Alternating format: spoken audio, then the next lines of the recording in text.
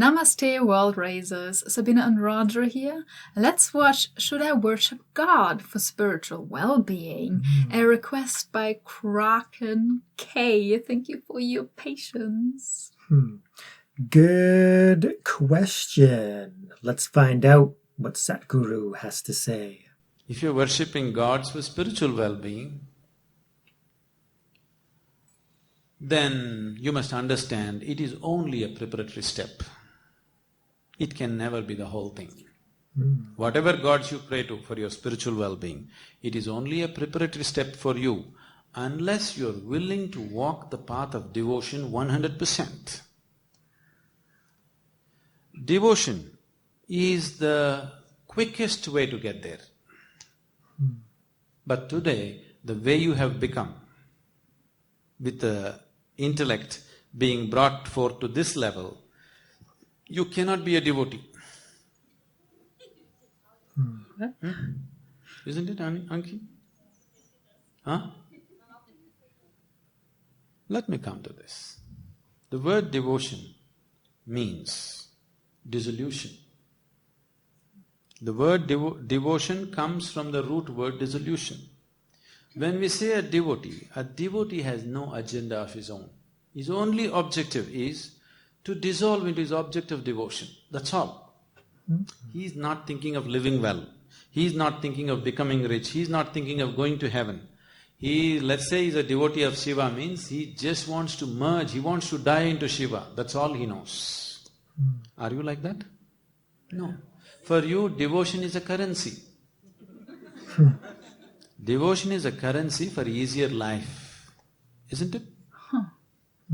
Look at the prayers in the world. 99% of the prayers are just about adu kudupa, idu kudupa, kapattupa. That means, give me this, give me that, save me, protect me. Isn't it so? This is not devotion, this is a deal. This is not devotion, you're trying to make a deal, a stupid deal.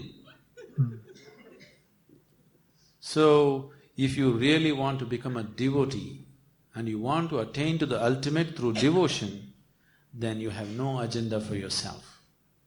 You don't want life to go your way, you just want to merge with Him, that's all you have.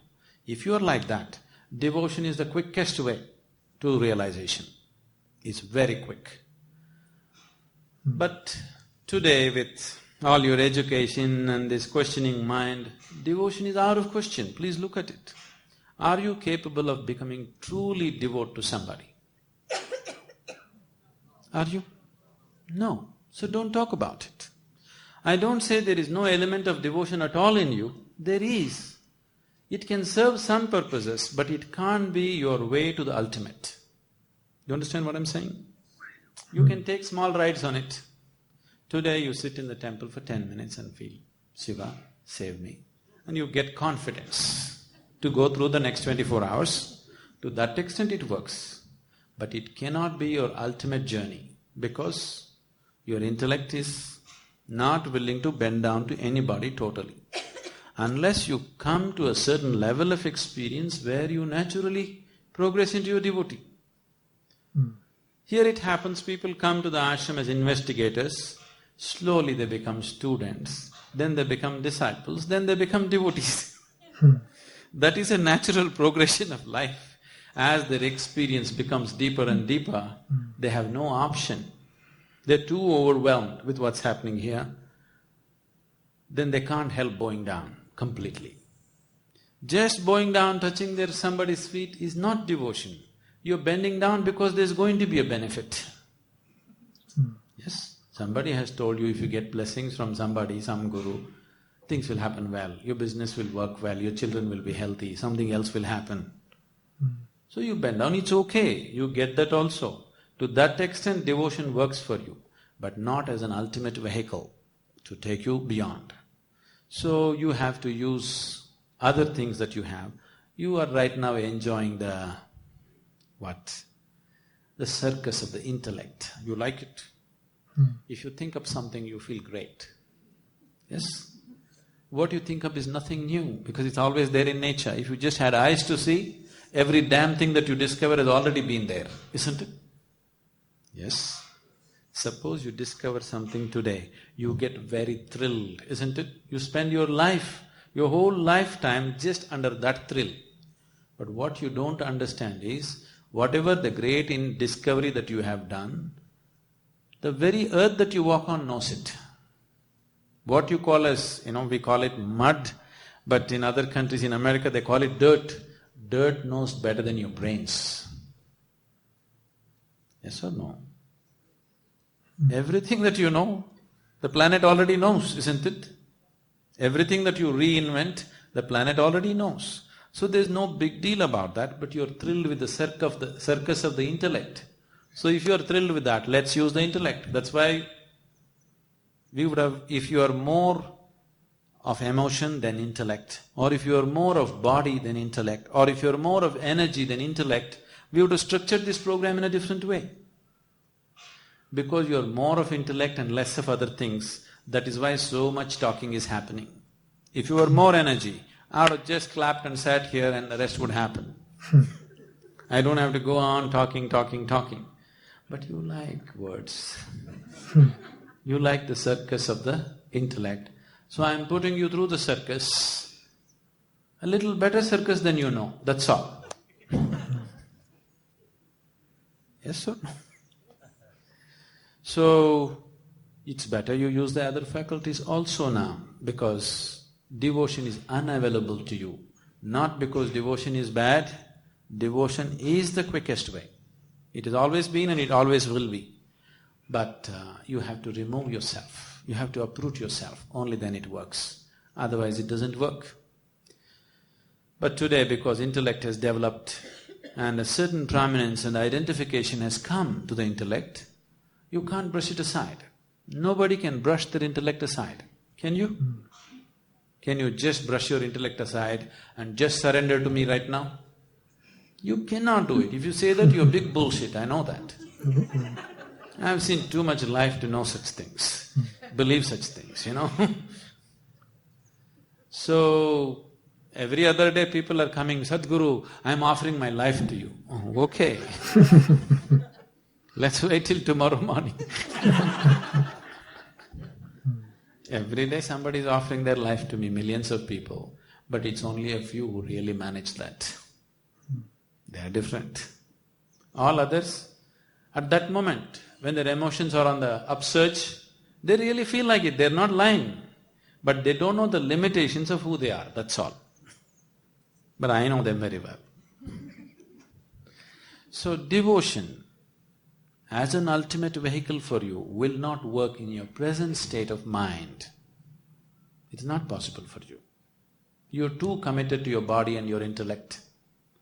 You cannot drop them all of a sudden and become a devotee.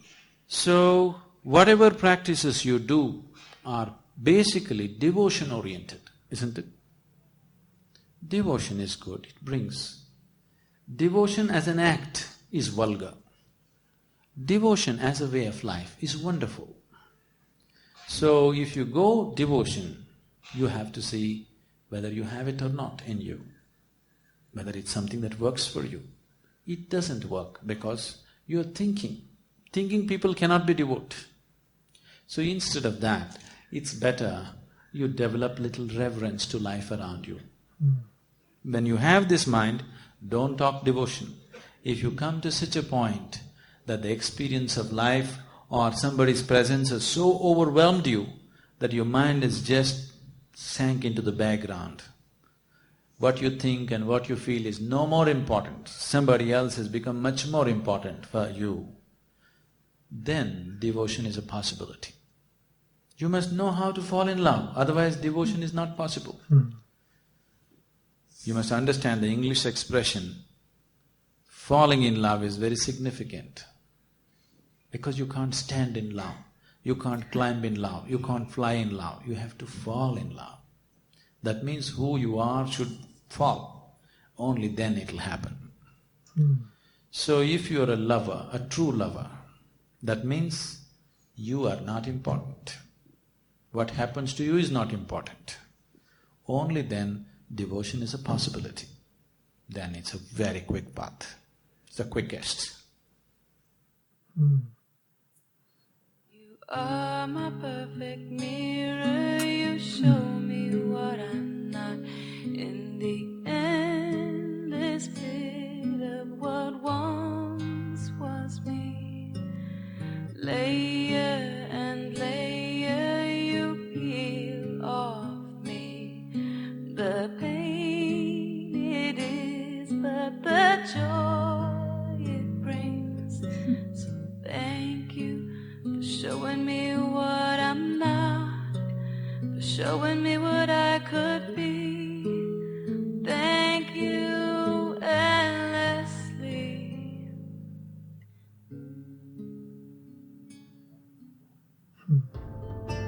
For more on mystics of India, click the subscribe button and subscribe to our channel. Press the bell icon on the YouTube app and never miss another update.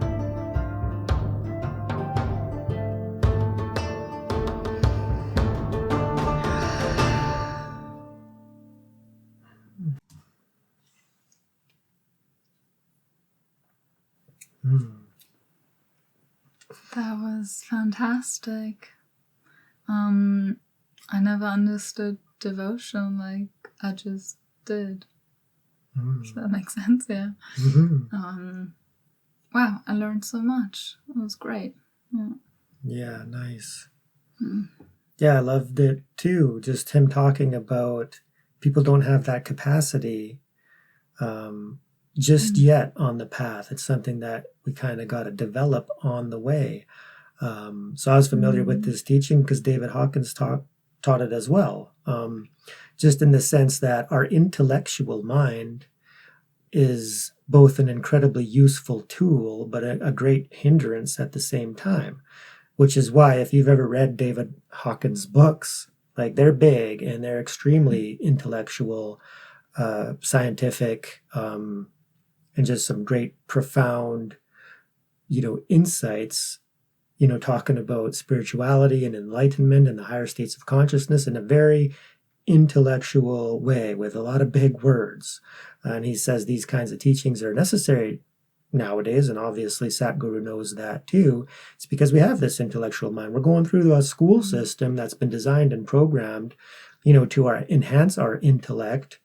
You go to school for, until grade 12, and then you got to go to university for another 4 years minimum to truly be intellectual. And you're just, getting all this information, filling your memory banks with all this conceptual knowledge and wisdom. So yeah, our minds are just vast, formulations of intellectual, discernment. But yeah, that's a hindrance. So then, so in the end, David Hawkins would say, so if you're using your intellect to grasp onto spiritual teachings, yeah, that'll eventually get you to the point where you can drop everything you've learned because you're like, oh, now I understand enough about who I am intellectually. So it's a conceptual realization. And then you start to drop those and you just practice and get into meditation.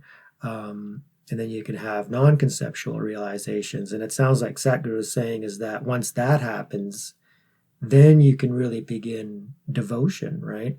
In the sense that, so what are you devoted to? Like you can be devoted onto your true nature, your Buddha nature, your higher self, or a God that's conceptually perceived, outside of you, but eventually that merges into the oneness, of reality. So, and there's some people who argue that you shouldn't worship God or be devoted onto something, outside of yourself, because that's not non-duality. But unless you're experiencing non-duality, then you're not, you don't really know what it is. So to hold a higher being, that has the, like a truly enlightened being, or the true, version of God, however you conceptualize that, Shiva or Vishnu or Allah or God the Father, just the supreme source of all of existence, then yeah, that's a very, very, that's an infinite energy field. So if you're focused on that, then you slowly begin to merge, like Sadhguru said, and you can attain those higher states. And that's true devotion, just dropping everything else that you are not. So, and that's why there's the other paths, the other yogas that help to get you there. Meditation, and of course the jnana yoga, which is taking in the intellectual information and then you grasp it, then you practice, and then you can practice karma yoga, which is surrendering your actions onto God. Because in non-duality, you're understanding that, there is no you, there is no ego you doing anything. It's all the divine play. So very deep. Yeah. Great. Yeah. So devotion basically has nothing to do with yourself. It's not about what you can get. Oh yeah. At all. So it's very interesting. So as soon as you pray for something, so I guess even praying to be in a better health or in a better state of mind is still you're asking for something, which again is not true devotion, because true devotion, I guess, is a very advanced level, and it's just all about it's surrendering, letting go is as he says, I think, like merging with God, and with it's like there it must be an advanced state, because there is no you left that you want to cherish, not even getting mentally better, because at that stage of devotion you're all in. Like there is no you, there's just God, and everything you do is just to serve and to merge and to go beyond, and not in any way to cherish this body and life. Yeah, it's a total surrender, a total surrendering your ego, self-grasping, self-cherishing mind, and then it becomes, one with the all, and then there's no longer you, to judge, this and that. You just become a tool for the divine of service to others, and that's like the enlightened beings in the world, those who do get into those higher states. Then there's it's just the expression of the divine happening through them is just to serve others and to help others overcome their own ignorance and delusions, and to realize the ultimate truth of non-duality, that we're all one creation, and then go beyond the boundaries of separation, so it becomes a more unlimited identity, and then you're serving the other aspects of yourself, which is the other aspects of God. So I love that, when he touched on the prayer, people often, they pray, to get, and it's, it's just a bargain. Give me this and give me this, and I'll worship you and give you prayer. So that's the very, intellectual, belief system oriented mind.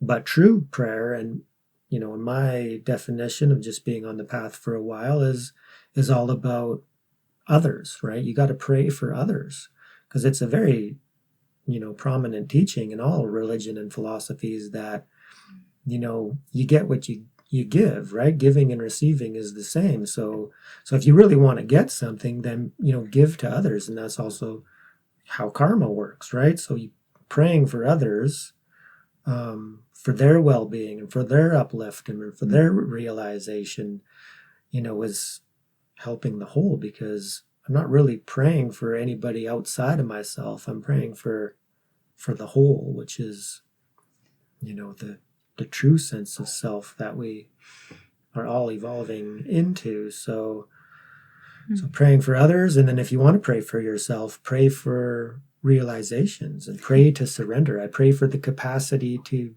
comprehend the teachings. I pray for the capacity to be able to surrender completely one day. And then you're setting that intention, and then eventually, it'll begin to manifest more and more. So, I pray to be able to, devote myself completely someday. Pray for that. So, Wonderful. So thank you so much for this request. And thank you all for joining us. If you like this video as much as we did, please hit that like button. Remember to subscribe. It really helps the channel. Let us know what you think of this topic down in the comments. And remember, raise yourself. And raise the world. Thank you so much, everyone. And a very special thank you to all our members. We love you. Peace. Oh, this put me into a state again. Bliss. Sabina's in a bliss state. I don't know, bliss state. I don't know if Should we it's a talk bliss about state. it? No. Certain videos, I get Sabina. Not Well, just it's like videos. it could be like a lower, like not the bliss that comes from samadhi or something like that, but like a little minor form of. Does it feel pleasant or unpleasant? Yeah, I feel very light. I just feel like I want to close my eyes and just enjoy this very light. It's almost like not flying, but I'm like, I'm like, I have no gravity. Nice. Yeah. So thank you, Sadhguru, for this wonderful teaching. It makes me a bit useless too. Yeah. I don't know, it just started like a month ago that every now and then these states come up. Not just when we watch videos, also when I'm with my study group and after. But it makes me quite useless because, you know. Oh, yeah. But we will just enjoy it. You can be as useless as you need to be. In this state, yeah. Yeah, totally. Okay. All right. Peace.